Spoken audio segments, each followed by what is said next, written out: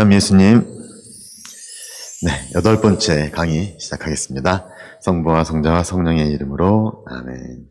하늘에 계신 우리 아버지, 아버지의 이름이 거룩히 빛나시며 아버지의 나라가 오시며 아버지의 뜻이 하늘에서와 같이 땅에서도 이루어지소서. 오늘 저희에게 일용할 양식을 주시고 저희에게 잘못한 일을 저희가 용서하오니 저희 죄를 용서하시고 저희를 유혹에 빠지지 않게 하시고 악에서 구하소서. 아멘. 성부와 성자와 성령의 이름으로 아멘. 안녕하십니까? 네, 벌써 8번째 강의 되겠습니다. 오늘 강의 주제는 파견이라는 주제입니다. 물론 내일 아침 기도와 미사, 식사 미사를 통해서 피정이 마무리될 것이고 또 내일 아침을 위한 강의도 이렇게 또 준비가 될 텐데요. 그럼에도 불구하고 오늘 우리 수녀님들 피정 마무리하시는 날 파견이라는 주제를 갖고 이야기를 나눠보고자 하는 이유는 이게 화면을 보시면 예쁘죠? 네.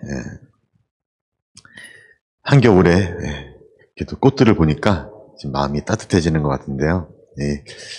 파견이라는 주제를 통해서 우리 각자의 신원, 가서 너도 그렇게 하여라.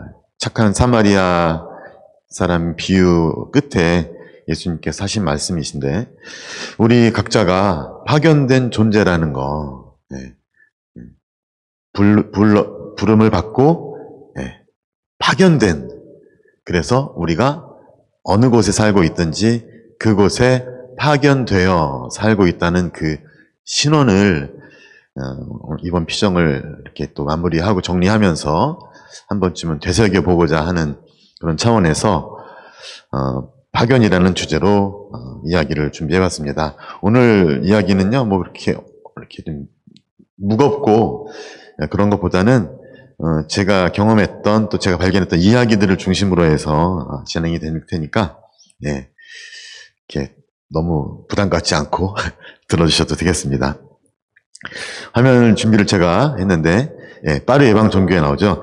우리 수녀님들도 예수 성심 전교 수녀회라고 전교, 이렇게 선교, 이렇게 미션의 어떤 중심이 되는 그런 수도회로 알고 있는데 저도 개인적으로 파리 예방 전교회에서 몇 년을 살 수 있는 기회가 있었어요. 파리에서 유학할 때 파리 예방 전교회 본부에서 아시아 지역에서 오시는 여러 신부님들을 이렇게 기숙사에서 머물 수 있게 하는 그런 또 이렇게 봉사도 해주시는데 이 파리 예방 전교회에서요. 저도 그 파리 예방 전교회에서 이렇게 머물 수 있었는데 불어로 이제 Mission étrangère de Paris 이렇게 해서 파리 외방 선교회, 전교회 이렇게 이야기가 이름이 붙여 있는데요. 저는 그곳에서 2004년에서 2008년까지 살았습니다. 제가 그곳에 있을 때 제 기억으로는 파리 예방 전교회 설립 350주년을 아마 기념했던 것으로, 그러니까 얼마나 오래된 선교회인지 알 수가 있겠죠. 그런데 제가 이 파리 예방 전교회에 대해서 잠깐 우리 수녀님들하고 이야기를 나누고자 하는 이유는 이 전교회가 우리 한국 교회와 아주 밀접한 인연을 맺고 있기 때문이죠. 한국 교회의 인연. 다 아시겠지만 우리 한국 교회가 언제 설립되었는가 뭐 많은 의견이 있지만 대체로 1784년 이승훈의 세례를 통해서 시작되었다고들 많이 이야기를 합니다. 물론 이승훈의 세례 이전에 이미 많은 유학자들이 이렇게 서학서들을 공부하면서 이미 그 안에서부터 신앙이 싹텄고, 그래서 한국교회의 그런 설립, 창립은 그냥 한순간에 이루어진 것이 아니라 하나님의 긴 어떤 섭리 안에서 긴 여정 속에서 계속해서 여러 단계를 밟아서 가는 과정으로 창립을 이해할 필요가 있는데, 사실 한국교회는 선교사로부터 시작된 것이 아니라 한국 사람들로부터 그들의 탐구로부터 시작되었기 때문에 한국교회는 처음부터 선교사 없이 교회가 시작되었고 그렇게 선교사가 처음 한국에 들어온 때는 물론 1700년대 말에 주문모 신부님께서 1794년인가요? 그쯤에 한국에 이제 조선에 들어오셔서 사목 활동하신 적은 있었는데 정식으로 조선 교구가 설립되고 조선 교구를 책임질 선교 단체가 확정이 되고 그 선교회에서 선교사들이 파견되면서부터 본격적으로 한국 교회 교계가 설립이 되고 발전이 되는 것이겠죠. 그 과정에서 조선 교회 신자들이 그렇게 교황청에 편지도 보내고 선교사를 보내달라고 파견해달라고 부탁을 했을 때 다른 수도의 단체가 아닌 바로 파리 외방정교회에서 그 선교를 맡겠다고 이제 지원자가 나타났던 것이죠. 그래서 1831년 그레고르 16세 교황님에 의해서 조선 교구가 설정이 되었고요. 이 한국 교회로 자진해서 떠나겠다고 했던 분이 바로 브리기에르 파리 외방정교회 소속 사제 브리기에르 분이 주교님이 이제 되셔서 제1대 대목구장, 뭐 교구라고는 이제 이렇게 할 수 없는 아주 작은 이제 출발이었죠. 그래서 대목구로 이렇게 설정을 하고 그 대목구의 장을 브리기에르 주교님께서 맡으셨는데 한국을 조선을 들어오시기 직전에 중국 쪽에서 이렇게 머무시다가 갑자기 1835년에 갑자기 사망을 하시게 됩니다. 그날 뭐 큰 일이 없었는데 갑작스럽게 사망을 하셔서 우리 한국 교회로서는 굉장히 좀 불운한 출발이 될 수 있었는데 그때 당시 같이 계셨던 모방 신부님께서 브리게르의 주교님의 명을 받들어서 한국 교회, 한국 조선 땅으로 처음 입국을 한 게 1836년이고요. 모방 신부님을 통해서 이제 3명의 신학생들이 선발이 돼서 마카오로 유학을 가게 되죠. 그러면서 처음으로 한국 땅에 선교사들이 들어와서 활동을 한 것이 1836년이고 그때가 바로 파리 외방정교회에서 사제들을 한국 조선으로 파견하기 시작한 때였고요. 한국이 처음 들어온 주교님은 바로 1837년 라우렌쇼 범 주교님 이렇게 되겠습니다. 그래서 이대 대목구장님께서 들어오셨고 그 한국의 긴 역사 중에서 12분의 이제 박해 시대만 따져보면 12분의 순교 사제를 배출하셨고 한국 조선으로 봤을 때는요. 물론 베트남 중국 쪽에서도 많은 선교 사자가 있었지만 그리고 그 중에서 10분이 우리 103위 성인 분 중에서 10분의 프랑스 파리 외방 정교회 소속 신부님, 주교님들이신 거 우리 잘 알고 있습니다. 그래서 제가 그 파리 외방 정교회에 머물면서 박해 시대에 한국에서 순교하신 프랑스 선교사들의 어떤 발자취를 한국 순례자들과 함께 많이 돌아다녔는데 놀랍게도 이 12분이 이 프랑스 지도인데 12분이 오신 곳이 그야말로 한 지역이 아닌 프랑스의 다양한 그러니까 우리 한국으로 따지면 뭐라고 할까요? 여러 도에서 각각 이렇게 파견하신 것처럼 다양한 지역의 사제들이 한국 땅으로 파견되셨던 걸 우리가 알 수가 있는데요. 파리 외방 정교회 그 본부 건물이 이렇게 보이고요. 그 다음에 그 본부 안에 있는 성당 전경입니다. 그 성당 안에 보시면 저 끝쪽으로 이제 그림이 하나 보이는데 그 그림은 어떤 내용이냐면 바로 동방의 박사들이 예수님께 방문해서 경배하고 예물을 봉헌하는 그런 장면이고요. 그리고 그 위에 보면 저 위에 별이 천사들과 함께 별이 보이죠. 이게 파리 외방 정교회의 어떤 그 가장 중요한 사명은 바로 동방, 특히 아시아 지역의 선교에 이제 매진하는 것이고 그렇기 때문에 동방에서 별을 따라온 동방 박사들의 그 주님 공연 대축일을 굉장히 중요한 축일로 지내는 것이 바로 파리예방정교회고요. 한국 교회와도 굉장한 인연을 맺고 있고, 그래서 한국에서 보시면 그 파리예방정교회 그 한 정원의 한 편에 이렇게 한국 순교 성인 현양비를 한국에서 보내서 여기서 이렇게 마련해서 이렇게 좀 모시고 있고요. 그 다음에 그 옆에는 성모경당이라고 해서 이렇게 아마도 이제 평소에 이 성모경당 앞에서 기도를 올렸겠지만 아시아 지역에서 어떤 사제가 순교하셨다는 소식이 있으면 바로 신부님들은 또 신학생들과 함께 이 앞에 모여서 기도를 하고 정말 주님께 기도를 하는 그런 전통이 있고요. 그리고 선교사제가 파견이 될 때는 늘 이 앞에서 마지막으로 성모경당 앞에서 기도를 하고 그 옆에 있는 준비된 마차를 타고 기차역으로 가서 기차를 타고 저쪽에 남쪽 지역으로 해안 뭐 마르세유든 뭐 보르도든 그쪽으로 가서 거기서 배를 타고 긴 항해를 거쳐서 아시아 지역에 그런 선교를 이제 하는 그런 그래서 이 성모경당이 파리예방정교회 신부님들에게는 굉장히 애틋한 그런 장소인데 저는 이 경당 안에 이 여러 면이 있는데 그 중에서 한 면은 한국 순교 성인들 이름하고 그 중에서 파리예방정교회 소속 신부님들 이름 그리고 한편에는 베트남 교회 한편에는 그다음에 중국 교회가 이렇게 있는데 그 옆에 어떤 이야기가 써 있냐면 바로 이 이야기입니다. 내가 진실로 너희에게 말한다. 밀알 하나가 땅에 떨어져 죽지 않으면 한 알 그대로 남고 죽으면 많은 열매를 맺는다. 저는 그냥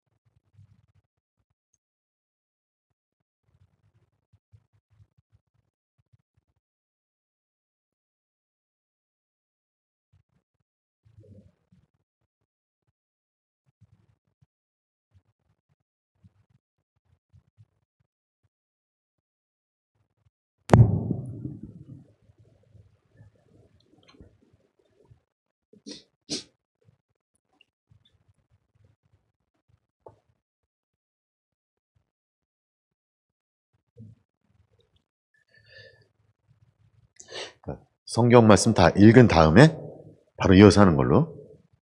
성경 말씀 아까 읽었잖아. 읽은 다음에 이제 잘라서 거기서 바로 이어가는 걸로. 자, 요한복음 12장 말씀인데요. 저는 생각하기에 파리예방정교회니까 아마도 표를 만약에 붙인다면 성경 말씀으로 붙인다면 아마 너희는 가서 복음을 선포하여라.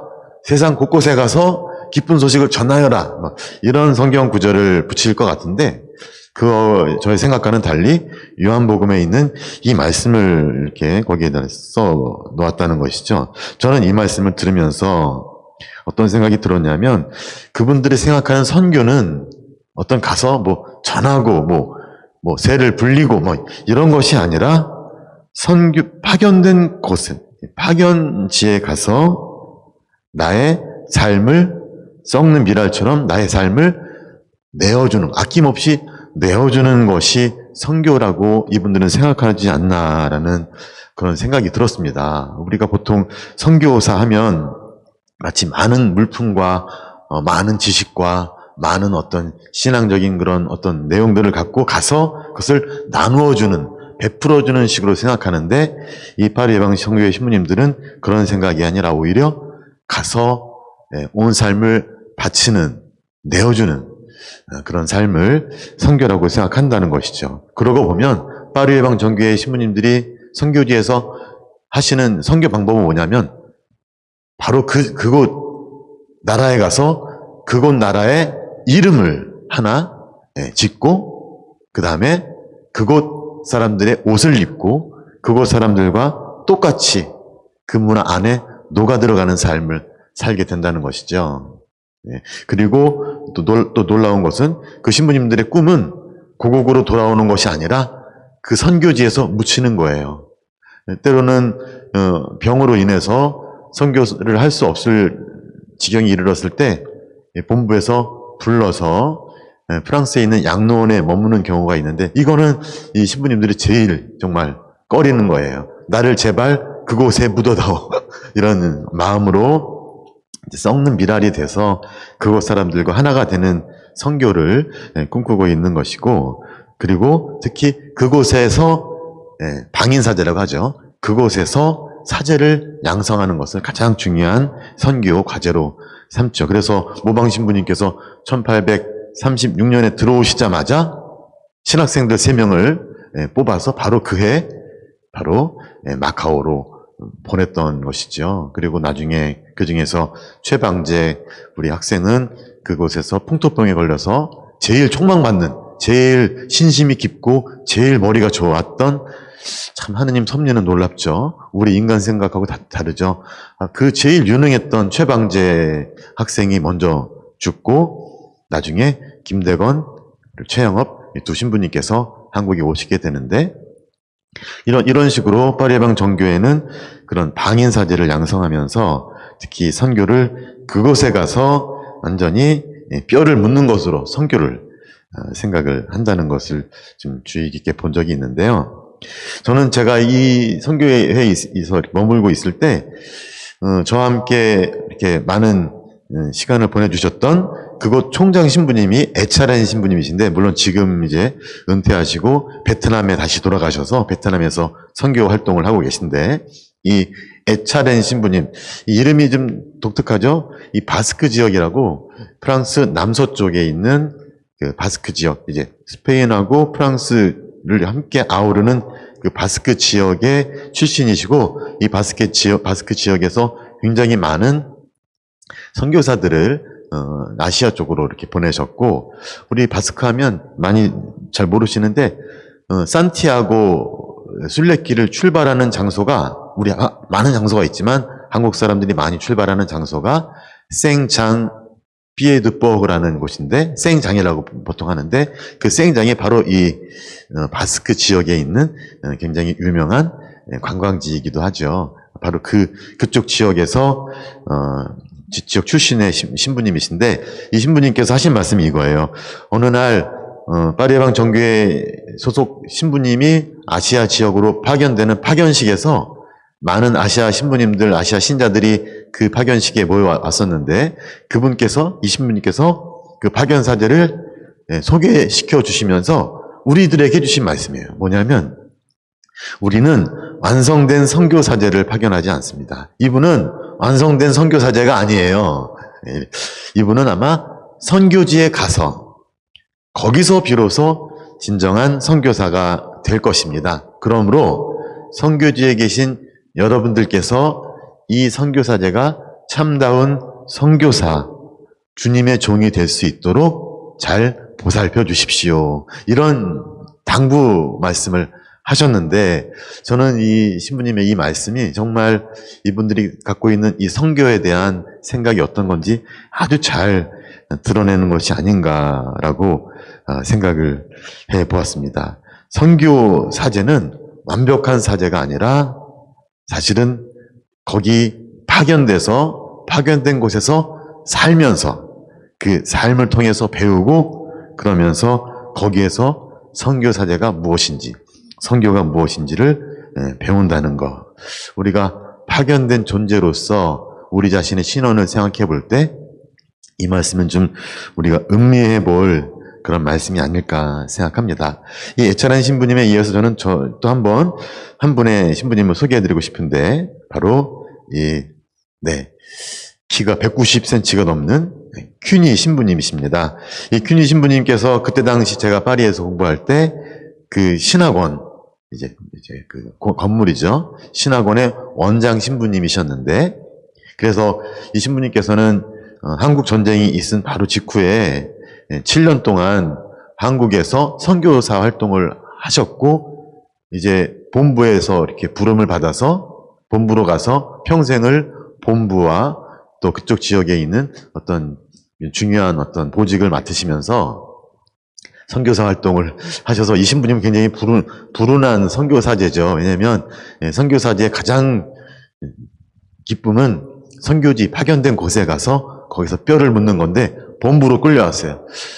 뭐 우리로 따지면 교구청으로 불려가서 교구청에서 뼈를 묻게 되는 그런 아주 불행한 수녀님들로 따지면 광구로 불려가서 광구에서 평생 동안을 그냥 거기에서 사무 수녀님들 중에서 그런 수녀님들이 계시다면 하나님께 큰 축복을 청하는 것이 아무튼 이 신부님께서는 그때 당시에 원장 신부님으로 계시면서 한국 교회에서 파견된 공부하러 온 한국 신부님들에게도 굉장히 각별하게 이렇게 보살펴 주시고 도움을 주시면서 이분이 생각하시는 선교는 가서만이 아니라 그렇게 공부하러 온 사제들을 잘 양성하는 것도 하나의 선교다라고 생각을 하셨어요. 이 신부님과 저희가 굉장히 오랫동안 그 본부에 머물면서 많은 또 추억거리를 했었는데 이 신부님께서 어느 날 그때 당시 아마 82세인가 그러셨어요. 그때 새로운 부임지로 발령을 받으셨답니다. 82세에 83세에 새로운 부임지로 발령을 받으신대요. 그래서 저희는 어쩔 수 없이 신부님과 함께 성별 미사를 하고 미사를 끝난 후에 신부님과 한국 음식 삼겹살에 소주 함께 하면서 또 거기다가 밥도 볶아 먹으면서 즐겁고 또 아쉬운 마음을 달래는 시간을 보낸 적이 있는데 제가 이 자리에서 우리 수녀님들과 함께 이 신부님께서 성별미사 강론 때 해주신 그런 말씀을 좀 나눠볼까 합니다. 제가 신부님께 부탁을 해서 불어로 강론을 하셨어요. 약간 한국말을 잊지 않기 위해서 평화신문하고 카톨릭 신문을 계속 구독하시는 신부님이세요. 시간만 나면 아리랑 방송을 틀어서 한국말을 계속 들으면서 한국 사람들하고 한국말로 대화하는 걸 굉장히 좋아하셔요. 그래서 제가 불어로 물어보면 이게 한국말로 해요 이렇게 하시는 분이신데 그날만큼은 불어로 강론을 하셨는데 불어와 한국말을 섞어 가시면서 제가 그 강론 원고를 받아서 제가 한국말로 번역을 해서 제가 갖고 있었어요. 오늘 또 그렇게 나눌 수가 있는데 한번 신부님의 성교와 강론 말씀을 한번 그 일부죠. 일부를 말씀을 나눠보고자 하는데 자 여기다 효과를 좀 넣어서 이 가는 효과 저는 곧 이 집을 떠나면서 우리들의 연로하시고 아프시고 그들의 선교사로서의 삶으로 쇠약해지신 옛 선교사들을 돌보러 가게 됩니다. 그분들의 몽부동, 이것은 파리방 전교의 양로시설인데요. 그곳에서의 삶은 저에게 아시아 교회의 새로운 방법으로 봉사하는 기회를 줄 것입니다. 사실 그분들은 자신들이 파견된 여러 나라에서 하느님 나라가 실현되도록 자신들의 모든 것, 건강까지도 내어주셨죠. 어떤 이들은 선교지에서 가난, 배고픔, 공산주의 치하의 감옥, 전체주의에 의한 추방을 경험했습니다. 저는 이제 그들에게 가서 그들이 오늘 살아가고 있는 모습이 선교지에서의 평상적인 활동을 계속해서 살아가는 것임을 이해하도록 도와줘야겠습니다. 만일 그들이 더 이상 아시아 교회를 위해서 계속 봉사할 수 없다면 그것이 커다란 교회 공동체의 불필요한 구성원들이 되었다는 것을 의미하는 것은 아닙니다. 그들의 기도를 통해 그들이 겪고 있는 고통을 용기 있게 받아들임을 통해 그들은 신비로운 방법으로 아시아 교회를 위해 봉사하고 있는 것입니다. 그들이 기쁨과 마음의 평화 안에서 그렇게 살도록 도와주는 것, 그것이 제 새로운 소명인 것입니다. 이 말씀이 저에게 굉장히 많이 와닿았어요. 특히 이분이 발령받으신 곳이 몽부동이라는 곳에 있는 양로시설인데 그곳의 부원장으로, 그러니까 원장님을 이제 더 젊은 분이겠죠? 원장님을 도와서 보조 역할을 하는, 어떻게 보면 보좌하는 역할을 하는 그런 부원장으로서 파견되는 건데 그곳에는 저도 몇 번 가봤지만 한 40분 정도의 파리예방 전교 소속 신부님들이 계시는데 대부분 선교지에서 건강상의 이유로 돌아와서 거의 스스로 생활을 하지 못하고 누군가의 도움을 받을 수밖에 없는 그런 생활을 하는 신부님들이 계신 곳이에요. 그런 곳에 가서 그 신부님들을 돌보는 일을 한다는 것이 어떤 면으로는 굉장히 실망스러울 수 있고 굉장히 좀 슬플 수 있는데, 이 신부님께서는 그곳에 가는 것조차 새로운 선교 어떤 사명이라고 생각하고, 특히 그분들이 그렇게 병중에서 고통스러운 시간들을 보내고 있는 것조차도 하나의 선교 활동이라는 것을 일깨워주러 간다는 그런 선교의 그 마인드가 우리들에게 정말 너무나도 가슴 깊이 와닿았습니다. 그러면서 강론 끝에 이런 말씀을 좀 덧붙이셨습니다. 떠나는 것이 제게 행복할까요? 저는 한 지나가는 사람이 어느 날 질문을 던지는 농부 아저씨처럼 대답할 것입니다. 그러니까 어떤 누군가가 지나가면서 농부 아저씨에게 말을 건넵니다. 뭐라고 말을 건네냐? 당신은 어떤 날씨를 가장 좋아합니까? 그러니까 그 농부 아저씨는 뭐라고 대답하겠어요? 예. 좋은 날씨라고 얘기하겠죠? 뭐 해가 뜨거나 아니면 뭐 때로는 가뭄 때는 비가 오거나. 그런데 그 농부는 이렇게 대답했다고 합니다. 그날의 날씨요. 그러니까 농부가 제일 좋아하는 날씨는 그날의 날씨다. 그래서 이 이야기를 하면서 신부님이 이렇게 말씀하십니다. 저도 이렇게 대답할 것입니다. 그곳이 주님께서 나를 보내시는 곳이기에 늘 그래왔듯이 저는 거기에서 행복할 것입니다. 그분께서 보내주시는 어디에서든 말입니다. 이 끈이 신부님의 이 말씀이 참 많은 걸 생각하게 합니다. 특히 내가 있는 곳이 주님께서 보내주신 곳이라는 이 의식은 나의 삶을 완전히 새롭게 한다는 거죠. 저도 때로는 어떤 양로시설에 방문할 때도 있고, 또 어머니가 잠시 머무르실 때 그 실버타운에 가서 며칠씩 지낸 적도 있습니다. 그런데 그런 곳에 가다 보면 저 어르신들은 아마도 이곳이, 이 시설이 저분들이 생을 마감하는 마지막 장소일 텐데 그런 곳에서 살고 있는 저분들의 마음은 어떨까? 굉장히 좀 서글프지 않을까라는 생각을 했는데, 이 꾼이 신부님의 말씀을 되새기면서 만약에 그럼에도 불구하고 그분들이 살아가는 바로 그곳이, 특히 우리 신앙인들에게는 어디든지 우리가 사는 곳이 바로 주님께서 보내주신 곳이라는 걸 우리가 깨닫는다면, 그래서 만약에 내가 사는 바로 그곳이 양로원이든 실버타운이든 뭐 요양병원이든 병원이든 어디든 간에 그곳이 주님께서 나를 보내주신 곳이라면 나는 그곳에서 행복할 것입니다. 비록 많은 일을, 많은 봉사, 선교 활동을 할 수 없음에도 불구하고 주님의 자녀로서 그곳에서 하루하루 최선을 다해서 행복하게 살아갈 수 있다면 그 삶이 바로 선교의 삶일 것입니다. 그러니까 그곳이 어디든 두려워하지 말고 슬퍼하지 말고 기쁘게 살아가십시오라는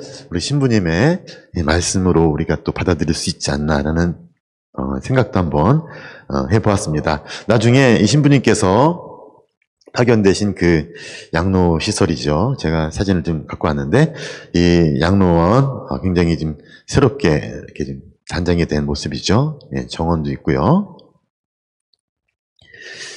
그리고 이제 그곳에는 선교지에서 돌아오셔서 돌아가신 신부님들의 무덤이 이렇게 공동묘지가 이렇게 마련되어 있습니다. 중간에 경당이 하나 있고, 저도 이곳을 이렇게 산책하면서 또 경배하면서 한국 교회에서 선교 활동을 하시고 돌아오셔서 묻히신 분들의 무덤을 이렇게 방문하면서 기도도 드리고 했던 그런 시간이 있었는데, 제가 그곳에 다시 갔을 때 꾼이 신부님께서 저에게 이런 말씀을 하셨습니다. 신부님, 나도 처음에는 의사가 꿈이었어요. 그런데 어느 날 친척 의사가 갑작스럽게 돌아가셨어요. 저는 그걸 보면서 삶에서 진짜 중요한 것이 무엇일까 하고 되물은 적이 있습니다.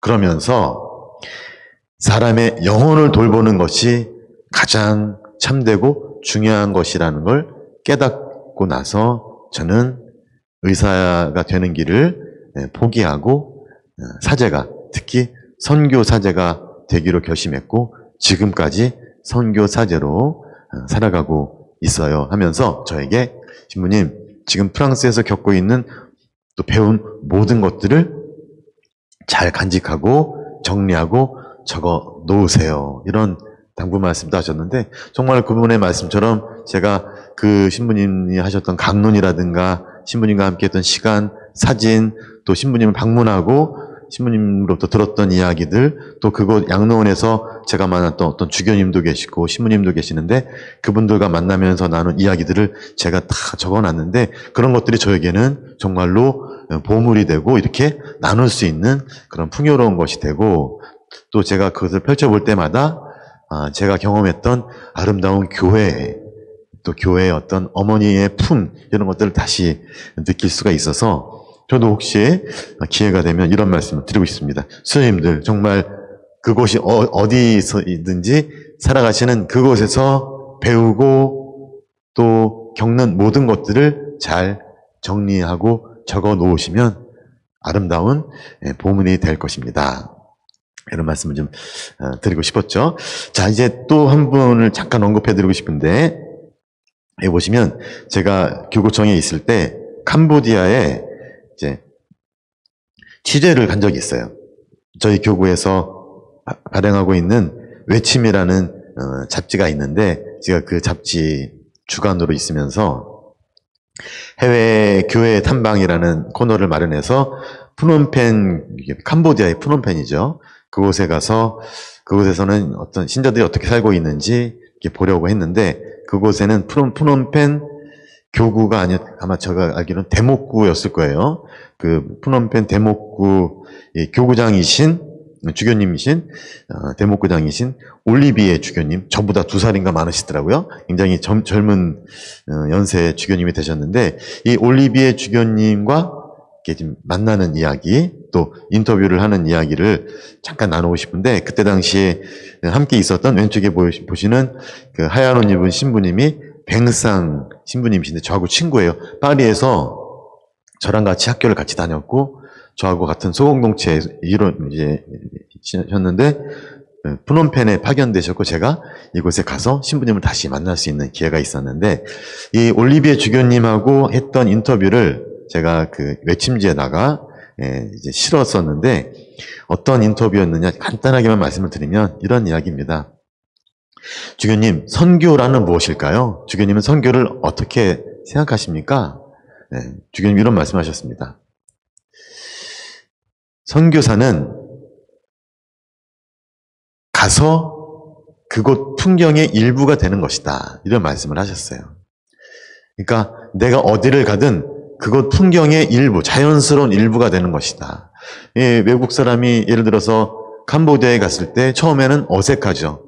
이방인, 외부에서 온 사람, 우리와 다른 사람, 어색하고 좀 어떨 때는 적의가 느껴지는 그런 어떤 사람으로 보일 수 있는데 그곳에서 살아가면서 늘 생활을 같이 하고 이야기 나누고 하다 보면 어느새 가까워지고 친구가 되고 이웃이 되고 그래서 어느 순간에는 사람들이 그 사람을 봤을 때 너무나 자연스러운 어떤 풍경이 된다는 것이죠. 이렇게 자연스러운 풍경의 일부가 되는 것이 바로 선교가 성경했다는 것은 그 사람이 그곳에서 그런 자연스러운 풍경의 일부로 삶을 살아가는 존재가 되었단. 이런 말씀도 참 지금 시적이면서도 굉장히 좀 저에게는 와닿는 말씀이었는데 바로 그렇게 그곳 풍경의 일부가 돼서 살아갈 때 그때 비로소 신앙이 얼마나 좋고 매력적이고 가치 있는 것인지를 그곳 사람들에게 풍겨낼 수 있다는 것이죠. 선교는 그렇게 하는 것이지 성당에 나와라 이렇게 뭐 해라 자꾸 물론 성당에 나오라는 말을 하지 말라는 얘기가 아니라 성당에 나오라는 말만이 아니라 내가 그곳 풍경의 일부가 돼서 그들의 삶을 함께 나누면서 슬플 때 같이 슬퍼해주고 기쁠 때 같이 기뻐해주고 함께 음식을 나누고 또 초대하고 방문하고 하는 그러한 우정을 통해서 선교는 자연스럽게 이루어지는 것이고, 그리고 바로 거기에서 성령이 어떻게 활동하시는지를 배우게 된다라는 거, 이 주교님을 통해서 또 한번 깨달은 적이 좀 있습니다. 사실 저도 개인적으로 파리에서 공부를 하면서 긴 11년이죠. 긴 오랜 시간 동안 준비를 했다고 생각했는데, 어떻게 보면 제가 파리에서 살았던 삶 역시도 선교가 무엇인지를 배우는 삶이 아니었을까. 이런 선교사들과의 삶을 통해서도 많이 배웠지만, 동시에 저 역시도 그곳에서 앞으로 내가 다시 한국교회로 가서 파견된 존재로서 어떻게 살아갈 것인지를 준비하는 것 역시도 저에게는 굉장히 중요한 시간이었다라는 말씀을 드립니다. 자, 이런 식으로 이제 좀 선교에 대해서 말씀을 좀 나눠봤고요. 이제 남은 시간 동안은 바로 선교지에서 만나는 사람들이 과연 어떤 존재인가, 바로 주님의 요한복음 말씀, 21장 말씀, 내 어린 양들을 돌보아라는 말씀처럼 이게 베드로 사도에게 해주셨던 예수님의 말씀이죠. 신뢰를 저버리지 않고 끝까지 용기를 내서 예수님을 따르려고 했던 베드로 사도에게 예수님께서는 부활하신 후에 다시 나타나셔서 당신을 사랑하는지를 3번이나 물어보시면서 매번 내 어린 양들을 돌보아라, 내 양들을 돌보아라 라고 말씀하시죠. 그 생육성에서 3번째 단계에 해당되는 돌봄이라는 것인데, 돌봄이라는 차원에서 우리가 선교사로서 파견지에서 우리가 어떻게 어떤 마음으로 살아야 될지에 대해서 한 번쯤 생각해 보자는 그런 내용입니다. 저도 이제 사제로 살아온 지 17년이 따져보면 17년이 지나고 이제 18년 채로 접어들고 있는데, 물론 제일 행복했던 때는 새사제가 돼서 첫 파견지로 파견되어서 그 본당에서 보좌 신부로 1년 동안 살았을 때가 가장 행복했습니다. 물론 나중에 혹시라도 본당 신부로 파견이 돼서 본당 신부로 살아가는 때가 온다면 아마도 그때가 저에게는 가장 행복한 그런 때가 되지 않을까 하는데, 제가 요즘 겨울방학에 이곳 죽전일동 하늘의 문 성당에 이렇게 자주 오는데, 이 성당하고 제가 굉장히 많이 좀 인연이 있어요. 제가 유학 돌아오자마자 이 친구 신부가 이곳 본당에서 성당을 이제 짓고 있었는데, 그 이제 짓기 전에 그 다른 이제 임시 성당에서 판공을 도와주기도 했고, 그 다음에 성당을 지은 다음에는 이곳에 와서 입당 미사도 같이 봉헌하고, 그리고 또 주기적으로 계속해서 이 본당에 오게 됐고, 그 다음에 또 최근엔 이제 또 우리 교구청에서 같이 살았던 후배 한시영 후배 신부님이 이 본당에 오셔서 제가 더 가까이 이 본당에 오게 됐는데, 혹시 알아요? 제가 이거 본당에 주임 신부로 나중에 다시 올지? 아무튼 저의 꿈이 주임 신부라는 말씀인데, 그런데 제가 사제로 살면서 지금 많은, 또 때때로는 좀 회의를 경험한 적도 좀 있습니다. 회의. 특히 인사 발령 때 그런 어떤 굉장히 허탈하고 그런 마음이 많이 들어요. 제가 교구청으로 발령받았을 때 굉장히 실망이 컸죠. 유학지에서 본당으로 가려고 꿈을 꿨는데 본당이 아니라 교구청이었고, 교구청에 오면서 굉장히 많은 좀 허탈한 마음이 있었는데, 물론 교구청에서도 나름대로 열정을 갖고 열심히 새로운 부서였고, 그래서 열심히 좀 기틀을 마련하는 그런 의미에서 열심히 일을 했는데, 2년 3개월 만에 주교님께서 저를 다시 신학교로 이제 보내셨습니다. 그것도 본당이 아닌 신학교예요. 그때 제가 느낀 게, 정말 열정을 갖고 이렇게 했는데 그것에 어떤 꽃을 피우지도 못하고 새로운 곳으로 가야만 하는 굉장히 안타까운 그런 좀 허전하고 허탈한 그런 심경이었어요. 뭐 그런 것뿐만이 아니라 제가 신학교로 가서도 정말 신학생들 또 미래 사제를 양성하는 거에 있어서 또 제가 파리에서 보고 배우고 또 고민한 것들 정말 펼치고 나누고 싶었는데 사실 현실이 그렇게 녹록지 않고 또 제가 살아가는 그런 분들이 저랑 늘 같은 생각을 갖고 있는 것도 아니고요. 그래서 여러 면에서 좀 회의감이 들 때가 좀 때로는 좀 있었다는 말씀을 좀 드리고 싶은데, 근데 그러한 회의감이 들 때 놀랍게도 주님께서 보내주신 천사들이 저에게 위로와 힘을 주는 그런 말씀을 하신 적이 있었어요. 어떤 말씀이냐면, 이 화면을 잠깐 보시면 용기를 주는 말씀들이 많았는데, 제가 첫째 날 조셉 도레 대주교님 소개를 해드렸죠. 모든 일을 위한 예수라는 책을 주교님께서 쓰셨고 제가 번역을 해서 출판을 했는데, 그 주교님과 이제 메일을 주고받는 그런 사이가 됐죠. 그런데 제가 인사발령을 받은 다음에 주교님 저 신학교로 가게 됐습니다 했더니 주교님께서 저에게 메일로 편지를 보내주셨는데, 신부님께서 신학교에 발령을 받았다는 것은 어떤 의미냐면 교회가 신부님을 향해서 갖고 있는 신뢰가, 믿음이 어떤 것인지를 보여주는 것입니다. 이 말씀을 듣고 나니까 정말 약간 부끄러움도 느끼기도 했고, 그리고 제가 신학교에서 양성자로 부름을 받았다는 것이 얼마나 교회로부터 큰 믿음을 받고 있는지를 보여주는 것이라는 걸 생각하면서 용기를 낼 수가 있었습니다. 또 한 번은 뱅상 신부님, 아까 그 사진에 잠깐 비쳤죠. 그 하얀 옷을 입었던 뱅상 세네샬 신부님이신데요. 뭐 뱅상이 불어로 뱅상인데 이게 빈센트라는 이름이죠. 뱅상 신부님과 또 푸놈펜에서도 시간을 보냈지만 신부님이 한국에 오셨을 때도 있었어요. 그래서 신부님을 제가 신학교로 초청해서 며칠 동안 같이 머문 적도 있는데, 그때 헤어지기 전에 신부님께 제가 그랬어요. 요즘 별로 재미없어. 내가 좀 하고 싶은 일도 잘 안 되고 또 같이 사는 신부님들도 나의 생각과 많이 다르고, 그래서 내가 좀 생각하는 변화, 발전 이런 게 잘 좀 되지 않고 약간 좀 그래 라고 이렇게 말씀을 드렸었는데, 어느 정도 시간이 지난 다음에 이제 막 기차역에서 헤어지기 바로 직전에 신부님께서 저에게 이런 말씀을 해주셨습니다. 바오로야, 나도 그런 적이 좀 있는데 그때는 나는 나에게 맡겨진 사람들을 많이 보게 돼. 너도 너에게 맡겨진 신학생들을 보고, 그리고 그 신학생들이 너로 인해서 얼마나 많은 변화를 경험하고 성장하는지를 네가 볼 수 있다면 좀 나아지지 않을까?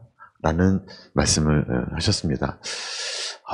그러고 보니까 저는 저의 생각 속에, 저의 계획 속에 갇혀 있었지, 막상 제가 실제로 같이 살고 있는 나에게 맡겨진 그 사람들을 보지 못하고 그 사람들이 나와 함께 살면서 성장하고 변화해가는 그 과정에 제가 귀를 기울이지 못했던 것을 깨닫게 되면서, 그 다음부터는 제가 함께 살아가는 학생들에도 관심을 갖고 애착을 갖고 그들을 더 잘 돌보고 그들이 어떻게 성장하는지, 혹은 어떤 어려움을 겪고 어떤 힘겨운 상태에 있는지를 더 잘 보게 되면서 저 신학교의 삶이 더 윤택해졌던 것을 경험을 또 한 적이 있습니다.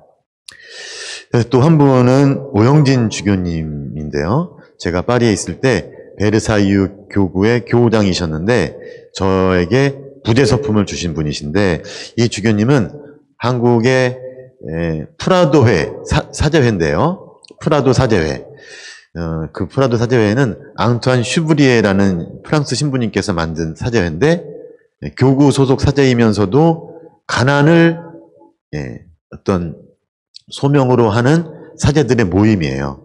근데 한국 교회에 이 프라도회가 없었을 때 김수환 추기경님께서 오영진 주교님께 따로 부탁을 해서 오영진 주교님께서 프랑스에서 한국 교회로 파견이 돼서 한국에서 한 17년, 18년 정도를 사시면서 투라도 사대회가 한국에 정착하도록 하신 그 장본인이신데, 그분이 이제 나중에는 베르사유 교구장이 돼서 돌아가셨고요. 그리고 그곳에서 제가 서품을 받는다고 해서 저희가 부탁을 드려서 이제 부재 서품을 주셨고, 그 인연이 돼서 나중에도 제가 파리를 가게 되면 그분을 찾아뵙곤 했는데, 그분께서 저에게 이런 말씀을 해주셨어요. 우리 바오로 신부님, 지금 신학교에 있는데 신학교에서 살아가고 있는 그 신학생들을 잘 돌보는 것도 신부님에게는 굉장히 중요합니다 하면서, 그 주교님께서 이런 말씀하셨어요. 당신께서는 한국에 처음 그 특수사목이라는 것이 생길 때 극구 반대를 했다고 합니다. 왜냐하면 어떤 시설을 맡고 시설을 관리하는 이런 것은 사제에게 어울리지 않는다고 생각했던 거예요. 그것이 사회복지 단체든 간에. 왜냐하면 주교님께는 사제는 직무를 통해서 사제로서의 정체성이 새로워지고 유지되고, 그리고 직무의 수행을 통해서 성화됩니다. 그러면서 사제가 고해실에 들어갈 때와 고해소에서 나올 때 사제는 변화합니다. 비록 신자들의 어떤 죄의 고백을 듣지만 그 죄의 고백을 듣고 사제개용을 외고 훈화를 하고 또 죄 용서가 이루어지는 그 현장에 있으면서 사제는 바로 그들로 인해서 성화되어서 고해소에서 나옵니다. 이런 말씀을 하셨는데, 저 최근에 이 죽전일던 본당에서 판공이 있었어요. 이 코로나 시대에도 이 성당에서는 판공성사를 우리 후배 신부님이 공을 들여서 판공성사를 준비했고, 그리고 저는 사순이나 대림 때 신학교에 있기 때문에 자주 그러한 때 가서 여러 성당에 다니면서 판공을 도와주곤 했는데, 그곳에서 신자분들의 고백을 듣는 것이 저에게는 사제로서의 신원을 새롭게 확인하고 그리고 성화된다는 것을 경험을 했습니다. 이번에도 코로나로 인해서 많은 어려움을 겪고 있는 신자분들의 그러한 고백, 또 그분들이 겪고 있는 어려움, 또 고통스러운 마음들을 이렇게 들으면서 오히려 제가 더 사제로서 어떻게 살아야 되겠다는 마음을 다잡게 되었고, 특히 이번에 느꼈던 거는 신자분들이 비록 죄를 고백하지만 이 죄를 고백한다는 그 자체가 이미 신앙이 죄를 이겼다는 것, 이미 하느님께서 악을 이겼다는 것을 증거해주는 그런 아름다운 자리인 거죠. 그런 면에서 고해소는 부끄러운 죄를 고백하는 곳이 아니라 하느님이 죄를 이기고 신앙이 죄를 이기는 놀라운 기적이 일어나는 그런 곳이 바로 고해소이고, 바로 그 죄의 고백을 통해서 역설적이게도 사제는 성화된다는 것을 보면서, 이 돌봄이라는 것이, 맡겨진 양을 돌본다는 것이 오히려 돌보는 이에게 훨씬 더 많은 위로와 힘을 준다는 것을 그곳에서도 좀 경험한 적이 있습니다. 이런 말씀을 좀 나누면서 오늘 수녀님들과 함께 하고 싶었던 그런 파견된 자로서의 신원에 대한 이야기를 좀 마무리할까 합니다. 우리가 어떤 존재인가? 우리는 파견된 존재다. 그리고 이제 이 피정을 마치면 우리는 다시 파견지로 돌아가서 살아가게 될 것이다. 그랬을 때 나는 어떠한 모습으로 그 파견지에서 살아갈 것인가? 나는 파견된 존재로서 나 자신을 어떻게 받아들이고 있고, 그리고 나에게 맡겨진 양떼는 누구인가를 한 번쯤 생각하면서 피정이 끝났을 때 어떤 새로운 마음으로 다시 일상으로 돌아갈지 준비할 수 있는 그런 시간 될 수 있으면 좋겠고요. 그런 면에서 요한복음 20장 15절에서 19절의 말씀 함께 읽으면서 내 어린 양들을 돌보아라 라는 말씀 마음에 새기는 그런 하루 되시면 좋겠습니다. 오늘 강의 여기서 마치기로 하고요. 내일 강의는 아침 7시에 올려드리도록 하겠습니다. 그래서 7시에 아침 식사하시기 전에 그 강의를 들으시면서 피정 마무리하는 그런 시간 갖고 기도로서 마무리하시면 좋겠습니다. 성부와 성자와 성령의 이름으로 아멘. 영광이 성부와 성자와 성령께 처음과 같이 이제와 항상 영원히 아멘. 성부와 성자와 성령의 이름으로 아멘. 수고 많으셨습니다.